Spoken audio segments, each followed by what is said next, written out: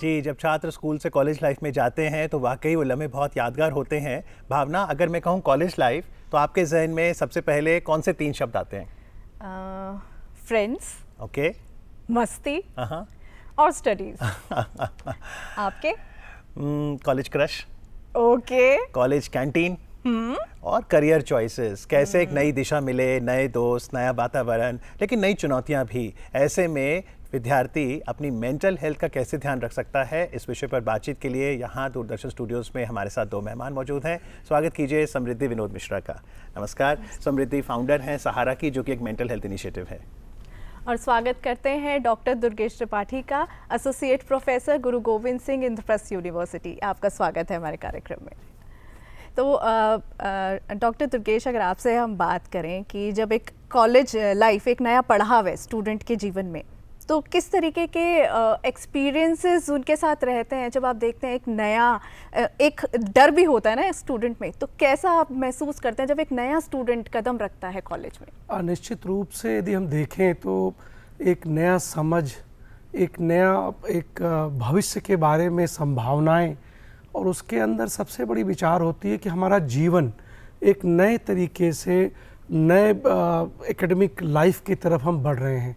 इसीलिए जब यूनिवर्सिटी की हम बात करते हैं, कॉलेज की बात करते हैं, तो 10+2 के बाद एक तरीके से नया होराइजन आता है उनके भविष्य में।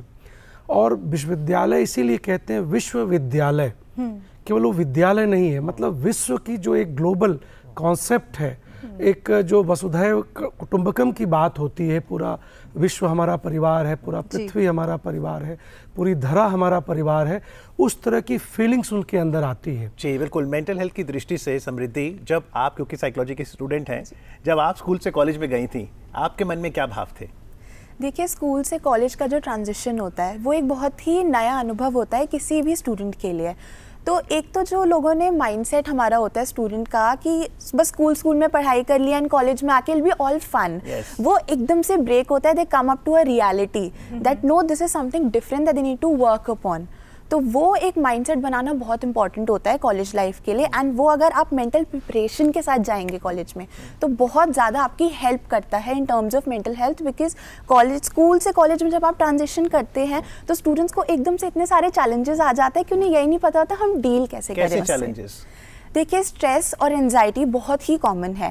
सिर्फ एकेडमिक स्ट्रेस एंड एंजाइटी नहीं होता, और भी बहुत सारी चीज़ें होती है, जैसे कि सोशल एंजाइटी हो गई। कोविड के बाद से बहुत सारे स्टूडेंट्स ऐसे हैं जिनको इंटरेक्शन करने में दिक्कत आती है। हम हमारे सीनियर से कैसे इंटरेक्ट करें, हम हमारे टीचर्स से कैसे इंटरेक्ट करें, तो वो बहुत बड़ी दिक्कत होती है। सर, कॉलेजेस का क्या रोल रहता है ऐसे समय में जब वो देखते हैं कि स्टूडेंट्स ऐसे चैलेंजेस फेस कर रहे हैं? मैं समृद्धि की ही बात को आगे बढ़ाऊंगा कि उनके मन में इस तरह की भावना रहती है, इस तरह के विचार आते हैं कि हमें कैसे अपनी लाइफ को आगे बढ़ाना है।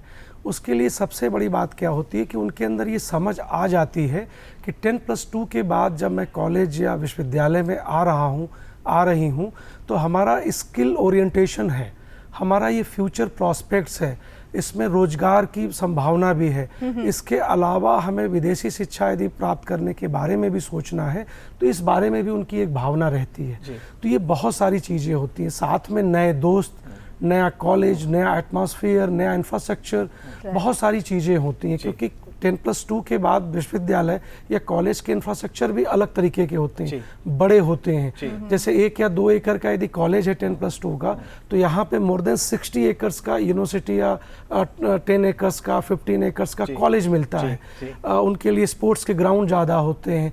तो ऐसे समय में हर विश्वविद्यालय, हर कॉलेज ऐसा प्रयास करता है कि एक काउंसलर रखा जाए। प्लस हम सब भी एक शिक्षक के रूप में ऐसी हमारी भावना और मान्यता है कि कोई भी बच्चा यदि काउंसलिंग के लिए आता है, इस तरह की एंजाइटी या इस तरह की कुछ रिस्ट्रिक्शंस फील करता है, तो हम उसको प्रॉपर गाइड करें, सपोर्ट करें और उसको एक तरीके से सपोर्ट करें मेंटल स्ट्रेस से फ्री होने के लिए। समृद्धि जी, अगर मान लीजिए आप कॉलेज गए और खासतौर पे जो लोग हॉस्टल में रहते हैं, अब क्योंकि वो घर से दूर रह रहे हैं तो लाजमी है होम सिकनेस भी होगी, फूड सिकनेस भी होगी। तो अगर वो माहौल में, उस वातावरण में नहीं ढल रहे और बार बार उनके जहन में आता है मुझे घर वापस जाना है, तो आप कैसे काउंसलिंग करेंगी? जी, उसके लिए सबसे ज़्यादा ज़रूरी होता है, जैसे कि मैंने पहले भी कहा था, मेंटल प्रिपरेशन। और कई बार ऐसा होता है कि कम्युनिकेशन इज़ द की, जैसे कि हम बोलते हैं, लोग अपनी बात को खुल के रख नहीं पाते हैं। तो बहुत ज़रूरी है कि जब आप एकदम नए इन्वायरमेंट में है, अपने घर से दूर है, और होम सेटिंग का पूरा इन्वायरमेंट बहुत डिफरेंट होता है। कॉलेज में आके आपको एक डिफरेंट लेवल की फ्रीडम आ जाती है, बट उस फ्रीडम को मैनेज कैसे करना है, दैट पीपल डोंट नो। जी बिल्कुल, लेकिन क्योंकि कॉलेज में स्वतंत्रता है, doctor Durgesh Tripathi, lifestyle choices भी यहीं बनानी होती हैं। और कई बार कहा जाता है कि स्मोकिंग, ड्रिंकिंग, ऐसी कोई बुरी आदत भी कॉलेज में ही लगती है कि वो पहला कश, वो पहली सिप कॉलेज में ही शुरू होती है। कैसे सुनिश्चित करते हैं आप काउंसलर्स कि बुरी आदतों से दूर रहें विद्यार्थी? देखिए, आपका ये प्रश्न बहुत ही समीचीन है और कंटेम्प्रेरी मैं उसको इसलिए मानता हूँ क्योंकि जब कॉलेज लाइफ से यूनिवर्सिटी लाइफ में आता है बच्चा 10+2 के बाद ग्रेजुएशन में या पीजी लेवल पे, तो उसके अंदर उत्सुकता होती है जानने की। तो सबसे पहले इसीलिए यूनिवर्सिटी ग्रांट्स कमीशन ने अभी काफ़ी समय से इस बारे में उनका स्ट्रेस है कि दीक्षा आरंभ करके ओरिएंटेशन प्रोग्राम को स्टार्ट किया जाए। ओरिएंटेशन प्रोग्राम हमारे कॉलेज और यूनिवर्सिटी में जब भी नया सेशन स्टार्ट होता है, प्रारंभ होता है, तो हम हमेशा से ये देखते हैं कि उन बच्चों के अंदर जो इस तरीके की एक उत्सुकता है उसको उसका समाधान किया जाए, उनको बताया जाए। और साथ में जब दीक्षा आरंभ की बात होती है तो उसमें हमारी लाइब्रेरी में, कैंटीन में, DSW जो स्टूडेंट वेलफेयर का डायरेक्टरेट है, रिसर्च का है, कैसे आई कार्ड बनेगा, और साथ ही साथ ओरिएंटेशन लेक्चर्स कराते हैं। जो मीडिया के लोग होते हैं, साइकोलॉजी के लोग होते हैं, डॉक्टर्स होते हैं, काउंसलर्स होते हैं, तो वे इन सब चीज़ों के बारे में बच्चों को जागरूक करते हैं। तो ये एक तरीके से कैपेसिटी बिल्डिंग करते हैं टुवर्ड्स की इस तरीके से जो आपने बात करी कि इस तरह की चीज़ें उनके अंदर ना आए। तो मतलब देखा जाए तो काफ़ी कुछ बदलाव अब कॉलेजेस में होने लगे हैं, स्टूडेंट टीचर रिलेशनशिप को लेकर काफ़ी बदलाव है। लेकिन समृद्धि, जनरेशन गैप तो शुरू से ही था और अब भी है, तो क्या स्टूडेंट इतने कंफर्टेबल फील कर पाते हैं टीचर्स के साथ सारी बातें शेयर करने में, या जब वो कोई एडवाइस देते हैं तो क्या एक्सेप्ट कर पाते हैं? बहुत ही अच्छा सवाल है। एक्चुअली बहुत इम्पॉर्टेंट है कि हम ये जो जनरेशन गैप है इसको ब्रिज करें। स्टूडेंट्स बहुत, उनको डिफ़िकल्टी होती है इस चीज़ को एक्सेप्ट करने में कि हमारे टीचर्स हमारी बात समझ क्यों नहीं रहे हैं, जबकि वो जो एक एज गैप है, एक जनरेशन गैप है, उस चीज़ को समझना टीचर्स के लिए भी मुश्किल है। तो वहाँ जो सबसे ज़्यादा इम्पॉर्टेंट होता है वो होता है पीयर सपोर्ट। जितने भी हमारे पीयर्स हैं, हमारे सीनियर्स हैं, youth should come forward and they should help other people. जो एक बात बोली जाती है कि अपनी भी मदद करें और लोगों की भी मदद करें। यानी पीयर के साथ सिर्फ प्रेशर ना कहें, पीयर सपोर्ट भी हो सकता है। जी बिल्कुल। लेकिन कई बार कॉलेज में हम देखते थे गुजरे ज़माने में कि रैगिंग की प्रथा होती थी। अब तो रैगिंग इलीगल है, एंटी रैगिंग लॉज भी हैं। तो हम कैसे समझें, खासतौर पे सीनियर्स का व्यवहार, कि हम वेलकम करें फ्रेशर्स को लेकिन रैगिंग बिल्कुल ना करें? देखिए, रैगिंग तो ऐसी चीज़ है जो इलीगल तो है बिल्कुल, लेकिन अभी भी नोइंगली अननोइंगली रैगिंग होती है, क्योंकि सीनियर्स के मन में ये रहता है अब तो हम एक नेक्स्ट लेवल पे आ गए हैं, हमारे जूनियर्स हैं तो हम थोड़ी मस्ती करेंगे। तो वो जो फन एलिमेंट वो डालना चाहते हैं, उसकी वजह से जूनियर्स की मेंटल हेल्थ पे बहुत इम्पैक्ट पड़ता है। तो बहुत ज़रूरी है एक कनेक्शन बिल्ड करना।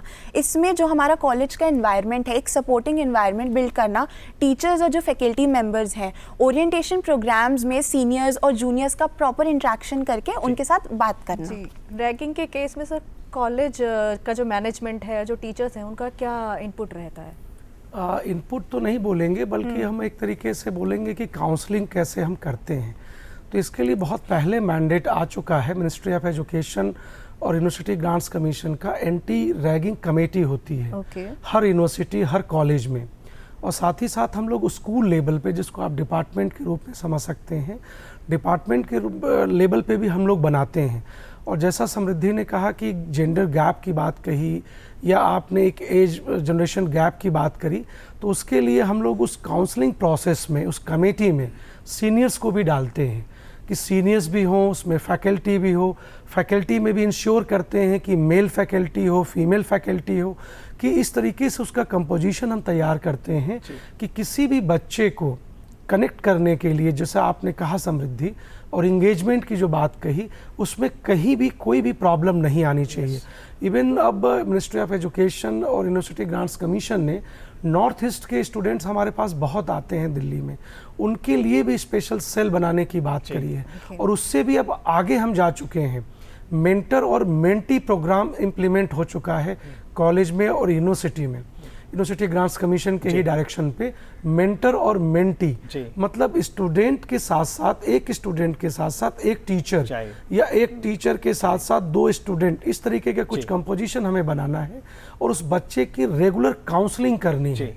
उस प्रोसेस को, जो इंगेजमेंट की बात करी आपने, रीच और एक्सेस की बात करी, वो कंटिन्यूअस एफर्ट्स के साथ कंटिन्यूअसली होनी चाहिए। ये हम इंश्योर करते हैं आज के समय में कॉलेज में और विश्वविद्यालय। जी, काउंसलिंग में लगातार इस बात पर बल देना जरूरी है that ragging does not break the ice, it breaks careers, families, life. चलते चलते समृद्धि क्या टिप देंगे ताकि जो छात्र स्कूल से कॉलेज की यात्रा कर रहा है, यह यात्रा उसकी सुखद रहे?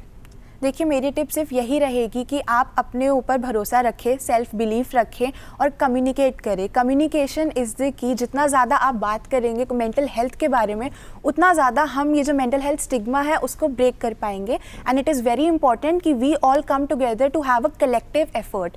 होता क्या है कि अवेयरनेस तो है मेंटल हेल्थ इश्यूज़ के बारे में, पर एक्शन का लैक है। तो जो भी हमारा ये प्रोग्राम देख रहा है, मैं उनसे सिर्फ यही दरख्वास्त करना चाहूँगी कि मेंटल हेल्थ के बारे में बात करें, अपने परिवार को समझें, अपने लोगों के इमोशंस को समझें और सबसे पहले खुद को समझें। जी बिल्कुल। और आज मानसिक सेहत पर बातचीत के लिए और स्टूडेंट्स को हैप्पी कॉलेज लाइफ विश करने के लिए समृद्धि आपका, डॉक्टर दुर्गेश त्रिपाठी आपका बहुत बहुत आभार। Thank you very much.